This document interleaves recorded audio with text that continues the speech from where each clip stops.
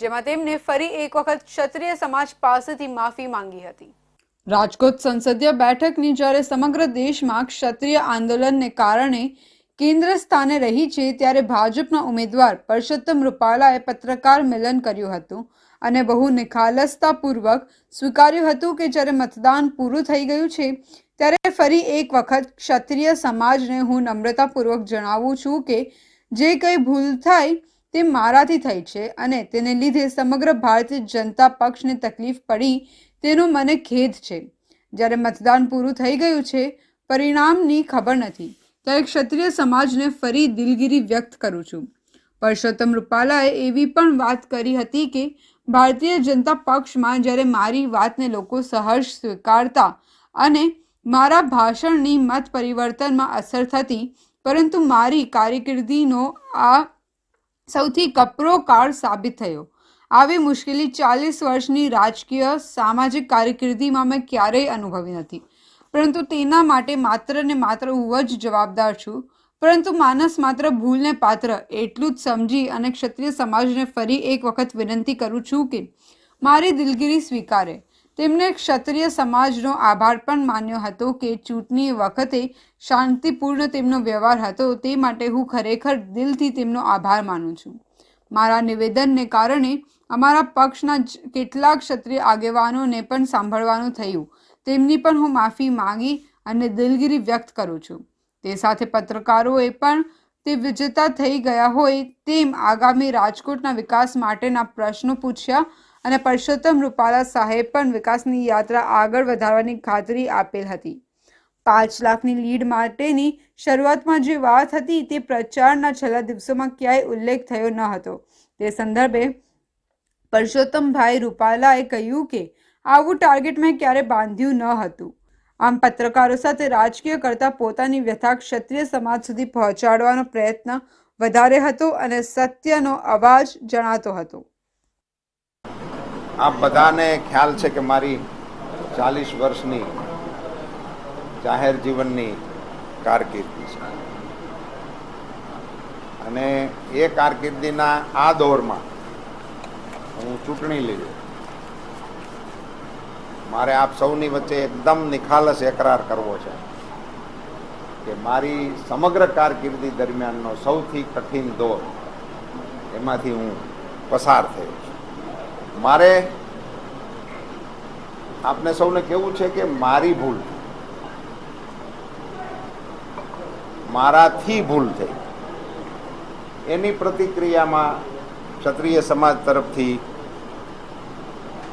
એના સમાજને ઉદ્વેલિત થવાનું નિમિત્ત બન્યું, કારણ બન્યું। પણ આખી એક ઘટનાનું કેન્દ્રબિંદુ અને કારણ હું જ હતો। પણ થયું એવું કે અમારી આખી પાર્ટી પણ એમાં લપેટા અને અમારી આખી પાર્ટીને પણ સહન કરવું પડ્યું, જે મારા માટે સૌથી કષ્ટદાયક છે અને ઇન્ડિવિડ્યુઅલ એ બહુ પીડાદાયક બાબત છે। સામાન્ય સંજોગોમાં મારા વક્તવ્યો એ મારી પાર્ટી માટે એસેટ હતા, મારી પાર્ટી માટે એ પ્રોત્સાહક રહેતા હોય। એને બદલે હું જ્યારે કેન્ડિડેટ હોઉં ત્યારનું મારું એક વક્તવ્ય એ સમગ્ર પાર્ટીને દ્વિધામાં મૂકનારું થયું, મુશ્કેલીમાં મૂકનારું થયું। એનો પણ હું એકરાર કરું છું અને એની સઘળી જવાબદારી મારી છે એમ હું બહુ સ્પષ્ટપણે આપ સૌની વચ્ચે સ્વીકાર કરું છું। મારે આપ સૌને એ કહેવું છે કે હવે હું માણસ છું, માણસ માત્ર ભૂલને પાત્ર, અને મેં તો તે વખતે પણ સહજથી જેવી ક્ષત્રિય સમાજમાંથી હજી તો યુનાઇટેડ વેમાંય નહોતું અને 1 to 1 જે લોકોના મને ફોનો આવતા હતા, તરત જ મેં તો કહ્યું હતું, કારણ કે મારા મનમાં કશું હતું નહીં એટલે મેં દિલગીરી વ્યક્ત કરી દીધી હતી, માફી માંગી લીધી હતી અને આગળ જતાં સમાજની વચ્ચે જઈને પણ મેં, અને એ વખતે પણ આપ બધા સાક્ષી હતા, તે વખતે પણ મેં માફી માંગી હતી।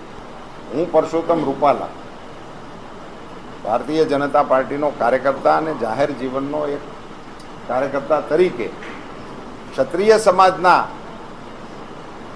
જે લોકોની લાગણી દુભાણી હતી અને મેં ત્યારે માફી માંગી હતી, એનો એક ભાવાર્થ એવો પણ નીકળતો હોય કે હવે ચૂંટણી છે તો